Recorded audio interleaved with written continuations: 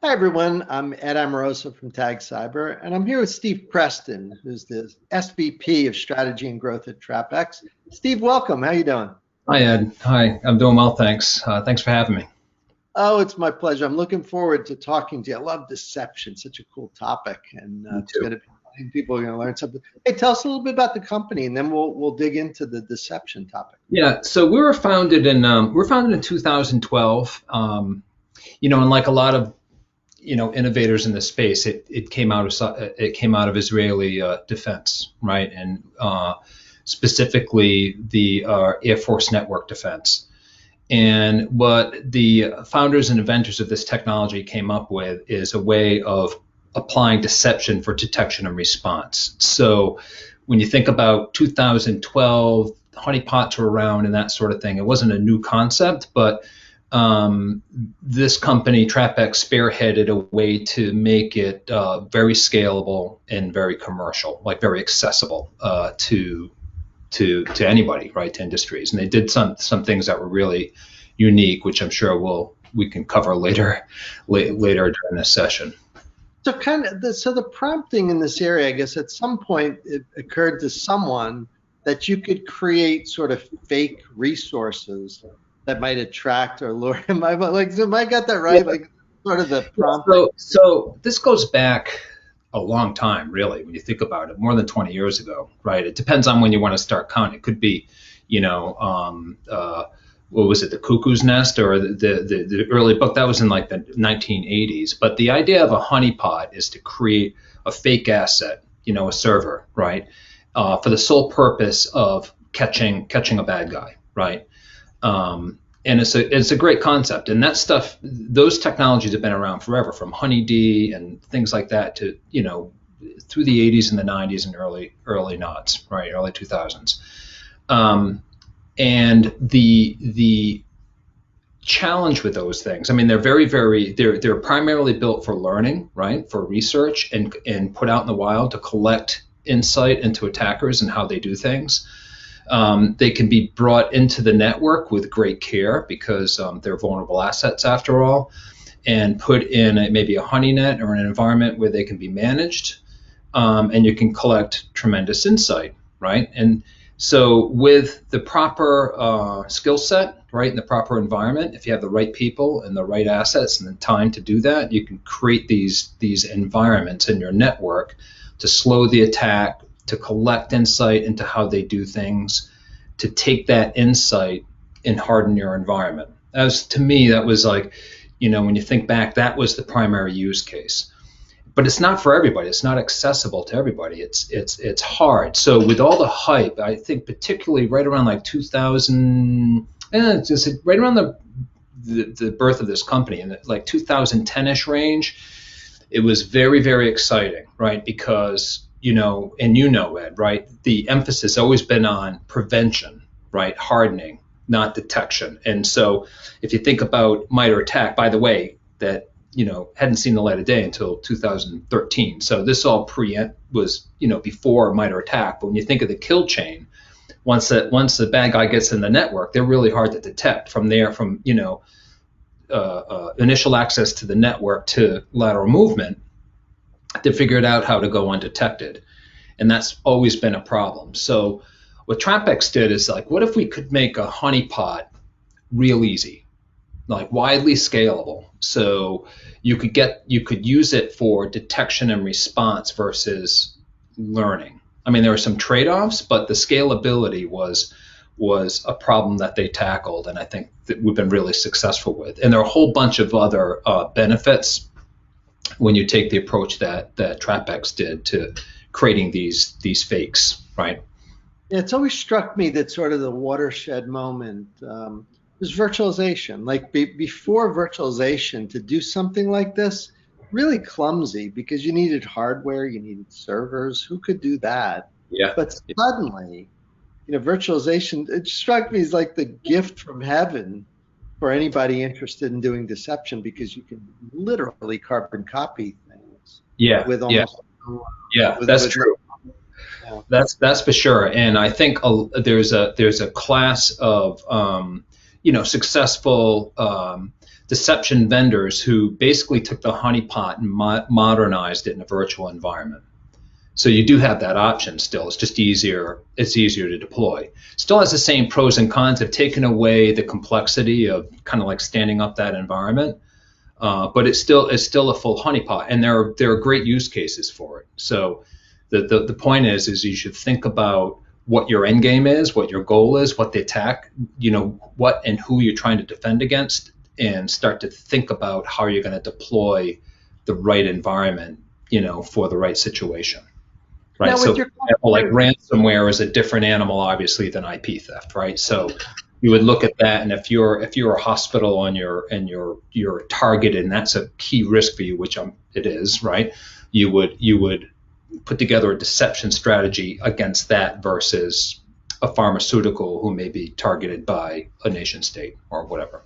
That makes sense. Now, customers that you're dealing with today, when they're doing a deployment, take me through that process, like with your current customers. What do they do? Are they deploying things out? Is something that is this a service? Is it a platform? Yeah. How does it work? So good. So this kind of all right. So let me tell you about. I've been teasing this like secret sauce that we have. So now is probably a good time to tell you what it is, right? So we won't be secret anymore when you tell. Yeah, I won't be secret, and then everybody will know. Yeah. It was patented, so but the secret is in emulation.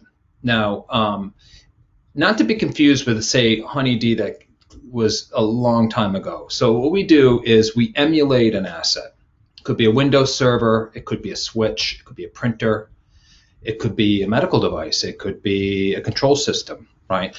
And the emulation consumes an IP address, and it interacts as though it's that actual. So if you're an attacker and you're attacking a Windows 7 server, it interacts like a Windows 7 server. It's not an actual Windows 7 server. It's not a virtualized asset. It's an emulated asset. So it has no footprint, and there's some moderate interaction, enough to get an attacker's TTPs, but it's not really built for learning. It's enough to get their TTPs where they're attacking from so you can respond. So it produces that high fidelity alert, but it's for certain use cases, like advanced attacks, for example, or any kind of like automated attack. It catches those things without a problem. And they're very authentic. Like the analogy I use when people talk about like a honeypot or a full interaction trap versus emulated trap, I said it's like staying at the Marriott, right? You're staying at the Marriott for a week, you stay at the Marriott for an hour. It's still the Marriott, it doesn't matter. So it really depends. So if you're inviting a gangster into a Marriott, right? Either you're just trying to identify that it's a gangster and it's in the room, right? You would respond and catch the gangster, or if you want to learn from the gangster, maybe you would host them for a week or two or whatever to learn from them. Still a Marriott, right? So that's the key difference between a high interaction and low interaction. But the way we emulate, getting back to our customers, is it's really friendly to things that can't tolerate agents, where you can't talk. So OT, perfect example. Like you cannot deploy an endpoint-based solution in OT. It doesn't work. It doesn't fit. They can't allow it. They don't update their systems enough. There can't be anything chatting on the network. There can't be anything that could disrupt a control system. You could have someone brought this, hypothetical to me. He said, if you had, let me think about it, a safety control system in manufacturing, and it were infected, you may not be able to shut it down, right? So even if there's an attacker on an asset, right, you're not going to unplug it necessarily because human lives are at stake. So this plays really, really well in protecting things that can't be protected, right? So we have retail, your typical, retail, banks and so on and so forth, but we play really well on OT, hospitals, and anything with things that are hard to protect, because an emulation doesn't touch anything, right? You're not pinging, scanning, anything. You're putting a fake next to the real one and drawing the attack to it and alerting the attack. So what our customers do, the customers who, our most strategic customers deploy a lot of traps. We call them traps, right? And they play the numbers game because it deploys very easily and it costs you an IP address, really. There's no resources, there's no there's no licensing, there's no management. So you can be really agile with it. And then they start playing the numbers game. And our customers have said things like hide in plain sight, slow the attack, make the attacker guess, and they'll deploy lots of traps because it doesn't have the burden or the overhead of, outside of an IP address of honeypot. It doesn't mean you don't use honeypots. It means now you can be more selective of how you would use a full interaction trap. So they get broad coverage with that, and that's how they deploy them. And the emulations are quick too, which allows you to be agile, so you can change your environment.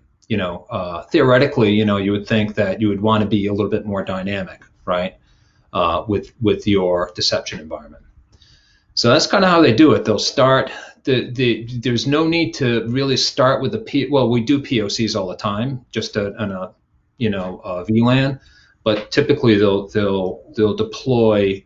I think the most advanced attackers would probably look at MITRE ATT&CK, right, and look at attack scenarios, and then think about where in the kill chain they would deploy deception to divert the attack during a theoretically, an attack scenario versus a particular attack group. That to me is best in class when you start thinking about that kind of approach. What's been your experience with customers that are moving to kind of a big multi-cloud, maybe even a bunch of SaaS? When you sit with them, what's your advice for these? I'm guessing every one of your customers looks like that. What's your advice when you're moving in that direction? We have a lot of conversations, Ed, you can imagine, right? Well, first of all, and this kind of goes without saying, you need to run natively in those environments, so virtual environments and container environments, right? And then when you get to containers, and virtual, although virtual is more mature, but back, 10, 15 years ago, it was kind of wide open, right? So when cloud was new, it was also open because you're trying to invite more users, and attackers took advantage, right? And then it's become more mature, and cloud has become more aware. But now we're kind of at the same place with the container environment, where containers are pretty open, and it's just another plane. It's another attack plane. So if you think about, I could scan for vulnerable kubelets, for example, right, and ultimately connect to resources under the node or the host, and exploit them for crypto mining, right? And that is if you think lateral movement's hard to detect, that's another level, right? That's really hard. And one customer said it's like walking the beach and there are grains of sand and the purple ones will bite you, right? And you're responsible for the purple ones, right? And he said, I just hang it up and give up if I couldn't find a way. And I love the analogy, and he's right. So, I go back to fast, quick, white, is the primary use case. Detect, I haven't spoken to a lot of CISOs who are concerned they'll get fired because they didn't learn enough about their attackers. It should be detection and response, right? Control the damage, and that sort of thing. Yeah. So that to me is where this is going, right? Obviously, but we have to think about that. And I don't know. I guess this has to do with virtualization as well in some ways. Obviously, with SolarWinds and so forth, supply chain, right, is another obvious. Everyone's having this conversation, right? But trusted partners, they're basically already in the network. How would I do with that? And DevOps is related to that too, right? Compromising DevOps, which is, if you SolarWinds, I'm sure you do. I mean, that was part of that, attack scenario as well. We all watched with great interest as NIST in 800-53 included some references, albeit some weird ones like honey clients and stuff like that sort of popped Yeah. up. But curious what you see, like from a market perspective, do you see compliance and regulatory as a growing area? It hasn't today been the primary driver. Most people put this in because they know enough about network security that's a good idea. But I'm curious, do you see us moving from, good idea to, hey, you must have this to be compliant with all the important frameworks? I'd love to see that, Ed. Yeah, and you're right. So I would say historically, CISOs who are risk-oriented are more likely to deploy deception, because at the end of the day, it's a risk game, right? And now, it sounds like the terms, these honeypots and honeynuts, have been around so long, and the definitions are so kind of well established. If you just step back for a second, right? And you said, if I made an attacker guess every stage, of the attack, so from initial access to, say, lateral movement, and during discovery, privileged escalation, discovery, they had one of, say, two doors to walk through in an asset, and either they're right or they're wrong. And if they're wrong, it'll trigger an alert. And if they're right, they can move on to the next step. You're decreasing the likelihood of an attack, or if you use FAIR's model, threat event frequency, right? So it's like a 50-50, and every step along the way is 50-50. It's a risk reduction play, right? So the CISOs who are risk-oriented get that, and they deploy it. The CISOs who are compliance-oriented are more likely to say it's a nice to have, which is tough to hear, basically. But I think they're saying that because they're not going to fail an audit if they don't have deception, right? So I think NIST helps, and I think MITRE ATT&CK helps, and I think MITRE SHIELD helps, and I think those MITRE SHIELD helps big time in deception. Yeah. I wouldn't call it. Yeah, super helpful, right? And they're doing really good things about mapping it to MITRE ATT&CK. So it's not a compliance framework, so you can't treat it like NIST. But the more advanced, I'd say the thought leaders are using FAIR, right? Factor analysis of information risk, MITRE ATT&CK, and NIST together, because they're really like, those are the three layers of the cake, right? Risk-oriented, what's the best investment? Where am I going to mitigate more risk for my dollars? What are my scenarios I'm going to guard against, and how am I going to harden my environment? And SHIELD is like, shoot, right in that middle shim. And it's to think about scenario is very risk oriented, because when you think about it, who might attack me? What techniques? What's that going to look like? That feeds really well into FAIR, into risk, and it has little to do with mitigations down in the boiler room. Deploying privileged access security, encrypting your data, two-factor, that's all happening at the lower level, and that takes time, right? So even when you disclose a vulnerability, you're still vulnerable, right? You still have to issue a ticket and get that thing patched, and that's a grind. I don't think that changes that much over time, despite the automation and all that, right? Well, what are you guys investing in for the future? What do you see as the big themes or technologies a few years from now? It is. You talked about cloud and containers. That's where the puck is going, as the hockey players say, right? So, and we're getting more involved with that as we go on. So it is the new wave, and that's where computing is going. And right now, I think most often you see crypto mining as the attack scenario in container environments, but so what? It's just a matter of time, right? So even seeing MITRE ATT&CK start to move to those frameworks and so forth. And the other big one is IoT and OT, right? This is where those things are hard to protect, and IT technology doesn't fit. It doesn't, because of their agent base. They're heavy and they're complex. They just weren't. They're in a way you could say they're similar to. They have a lot in common with containers in that they're hard to detect. They're very elusive. I want to say they're completely opposite, because turbines and these legacy systems are big and vulnerable and slow, right? But they're vulnerable. The consequence of an attack typically in OT is very high. Yes. So it's whatever you can do to reduce risk, it's worth it. So we kind of follow, like, I know digital transformation is a big, broad term and it gets used for a lot of things, but if you peel that back a little bit, you see DevOps, IoT, right? Those are cloud adoption, right? And that's being accelerated, obviously, with the pandemic and so forth. All of that is, and so those are the areas that are uncovering new opportunities for this, because we have to do a better job at detection, and this is a really elegant way of doing it. Those will be dollars well invested. So that's good. Hey, for people who want more, is the website the best place to get a little more information? Yes, www.trapx.com.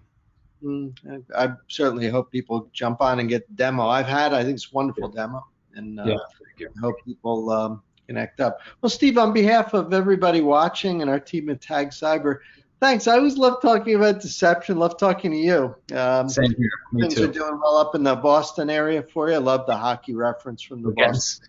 Of course. I hope I pronounced all my R's like a we don't know how to skate down here south of Connecticut. We're not very good. It's always nice to see you. And for everybody else, I want to tell you, we'll see you all next time. Thanks, everyone. Thanks, Ed. Bye.